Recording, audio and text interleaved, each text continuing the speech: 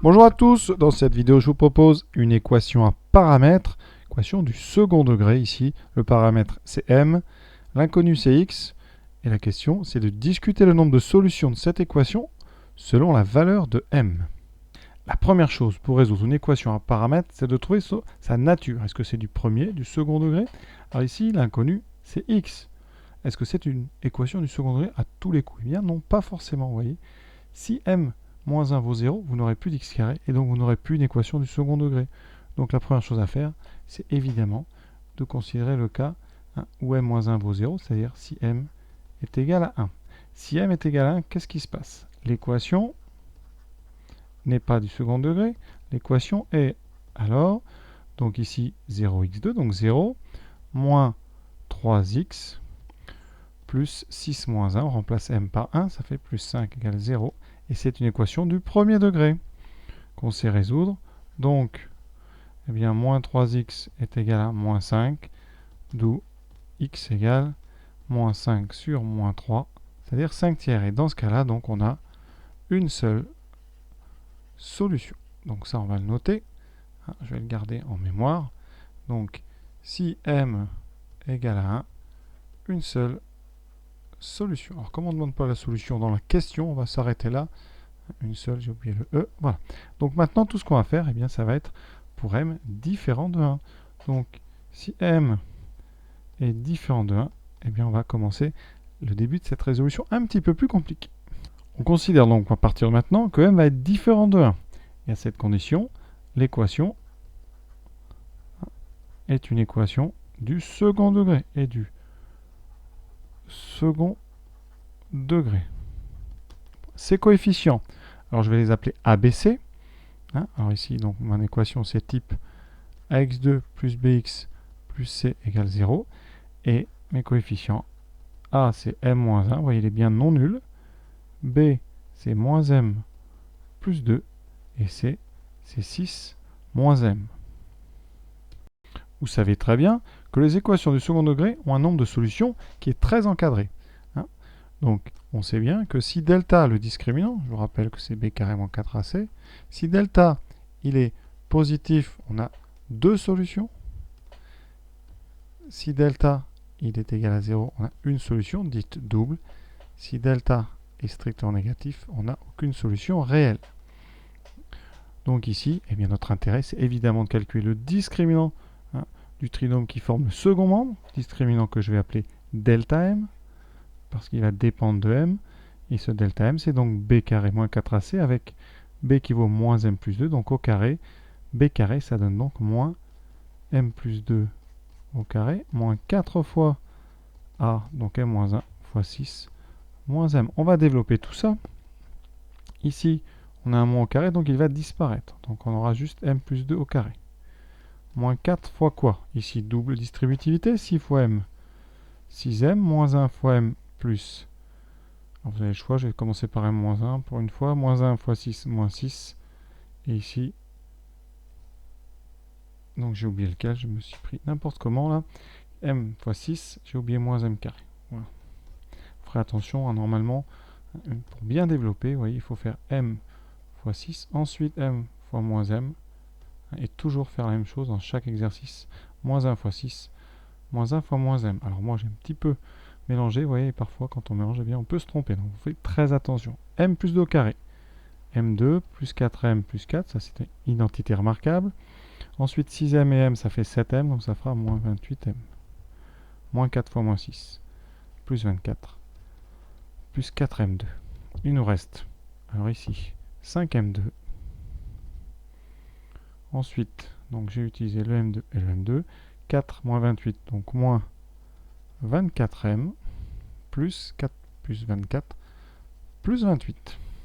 Et si vous avez bien compris ce que j'ai écrit en rouge ici, eh bien maintenant il va falloir trouver le signe de ce delta m, parce que s'il est positif, strictement vous aurez deux solutions, s'il est nul, vous n'en aurez qu'une, et s'il est négatif, vous n'en aurez pas.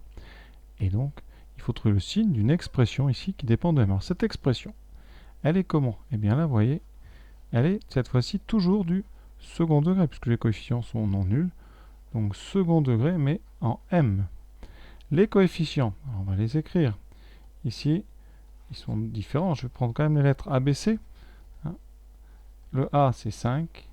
Le B, c'est moins 24. Et le C, c'est 28. Et on va calculer ce discriminant. Le discriminant, ça sera donc moins 24 au carré. Donc ça donnera 24 au carré.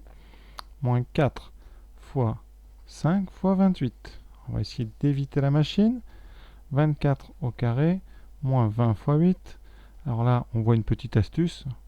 20 fois 8, hein, vous voyez, 4, 24, c'est exactement entre 20 et 28, au milieu. On va s'en servir. Ça fera ici 24 moins 4. 20, c'est 24 moins 4, fois 28, qui fait 24, plus 4. Et là, ceux qui ont une bonne connaissance des astuces en maths, vous avez ici a moins b fois a plus b. Et donc, ça fera a carré moins b carré, ce qui donne 24 au carré moins 4 au carré. Au final, vous voyez, les 24 au carré disparaissent, il reste 4 au carré qui vaut 16. Et ça, c'est donc le discriminant delta de notre delta m. C'est assez bizarre, en fait, le discriminant pour trouver le signe d'un autre discriminant. Donc là, on est sur un second degré, c'est-à-dire qu'on est au discriminant d'un discriminant. C'est assez bizarre, ça peut vous perturber un peu. Ce qui est important, c'est que ce discriminant, cette fois-ci, il est strictement positif. Son signe est facile à trouver. Comme ce delta, il est positif, on vient de le dire, on a donc deux racines. Les racines, ici, on va les appeler M1 et M2, parce qu'on est sur ici une expression en fonction qui dépend de M, donc M1 moins B, donc moins 24, donc 24 moins, donc moins B moins racine de delta, donc 24 moins 4 sur 2A, donc sur 10. 24 moins 4, ça fait 20, 20 sur 10, ça donne 2. Et ensuite, la deuxième racine, 24 plus 4, ça fera 28 sur 10. On va écrire tout simplement 2,8. Voilà, on a donc notre delta m qui a deux racines. Ça veut dire qu'il s'annule déjà uniquement en 2 et 2,8. Donc déjà, on peut en déduire qu'il y a une seule solution. On est dans le cas là. Si m est égal à 2 et si m est égal à 2,8. Plus général, on va trouver le signe de ce discriminant. Et comme ça, on pourra faire un bilan. Alors, le signe d'une fonction du second degré qui s'appelle delta m, eh bien, elle dépend des deux racines. Les racines, ici, c'est 2 et 2,8. Vous vous rappelez, m est différent de 1, donc je vais rappeler quand même dans le tableau en mettant le symbole valeur interdite. Donc, delta m s'annule en 2 et en 2,8. Et là, le signe dépend de quoi? Eh bien, vous le savez tous, du signe du coefficient dominant, ici, le coefficient qui a devant m carré, c'est-à-dire 5. Comme il est positif, eh bien, le signe de ce trinôme est positif à l'extérieur des deux racines. Donc, je mets des plus à l'extérieur. Et donc, entre les deux racines, ça sera négatif. Il ne reste qu'à conclure. Vous voyez, si m donc appartient à l'intervalle moins l'infini 1, union 1, 2, c'est-à-dire la première colonne, la union avec la deuxième, union avec la troisième, 2,8 plus infini. Alors là, on a deux solutions qui ne sont pas M1, M2, attention, qu'on n'a pas trouvé, hein, et on pourra utiliser delta M pour les trouver, mais là, on peut juste dire qu'on est sûr que l'équation de départ, ici, a donc deux solutions, puisque son discriminant sera strictement positif sur cette réunion de trois intervalles. Ensuite, quand est-ce qu'il n'y a qu'une solution? Alors, une solution, eh bien, c'est si M, vous voyez, si delta, si le deuxième delta s'annule, donc en 2 et 2,8. Donc si M égale 2 ou M égale 2,8, alors là on peut même rajouter notre premier qu'on n'a pas oublié, ou si M égale 1, on a une seule solution. Et troisième cas, alors là je vais vous montrer, donc ici c'est les deux, et pour le troisième cas, eh bien quand delta est négatif, donc ici, c'est-à-dire que on est entre les deux racines, si M appartient à l'ouvert de 2,8, alors on n'a aucune solution. Alors l'exercice ici serait terminé. Ce qu'on peut dire, c'est qu'il faut faire très attention.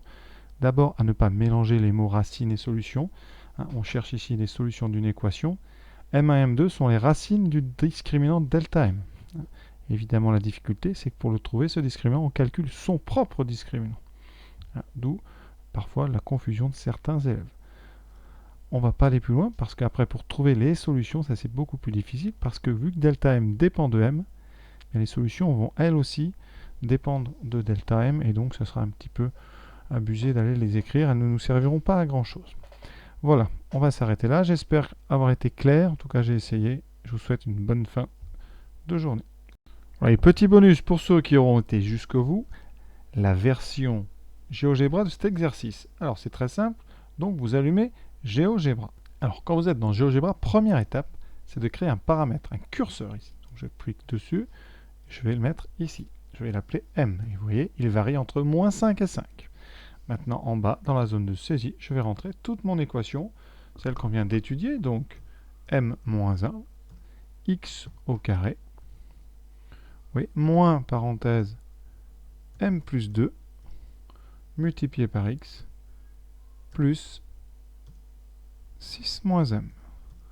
Voilà, et pour l'instant, ce que vous voyez devant vos yeux ébahis, c'est une partie de la courbe qui correspond à m égale 1. Effectivement, on a déjà dit pour m égale 1, ce n'est pas du second degré. Vous voyez ici, c'est une droite. Donc il n'y a qu'une solution. Ce qu'on avait trouvé tout à l'heure, c'était 5 tiers. Vous voyez, ici, de loin, c'est une droite. Et quand je vais bouger le paramètre, eh bien, la courbe va s'adapter et vous aurez une vision un petit peu à chaque fois de la parabole pour une valeur donnée de m. Ce qu'on doit retrouver, c'est que pour m égale 2 et 2,8, on a exactement une racine. Entre les deux, il n'y aura pas de racine et à l'extérieur, il y en aura une. Donc vous allez voir, je vais déjà... Pour les valeurs négatives, vous voyez, on a toujours deux solutions, donc ça c'est tout à fait prévisible. À m égale 1, problème, on a vu, ce n'est pas du second degré, on n'a qu'une racine. Et quand on évolue, vous voyez, on a deux racines, deux racines, deux racines, et à 2, normalement, on devrait en avoir qu'une seule. Et effectivement, vous voyez, c'est à ce moment-là que la parabole est tangente à l'axe horizontal. Maintenant, on doit voir qu'entre 2 et 2,8, il n'y a plus de racine. Suspense, je descends le curseur, je augmente, pardon, entre 2 et 2,8, vous voyez, la parabole est trop haute, ça ne coupe plus. Et elle va toucher à 2,8, voilà. Et quand on va grandir, après il y aura encore deux solutions et elle redescend. Donc tout ce qu'on avait fait est corroboré par notre GeoGebra. Merci beaucoup, à bientôt.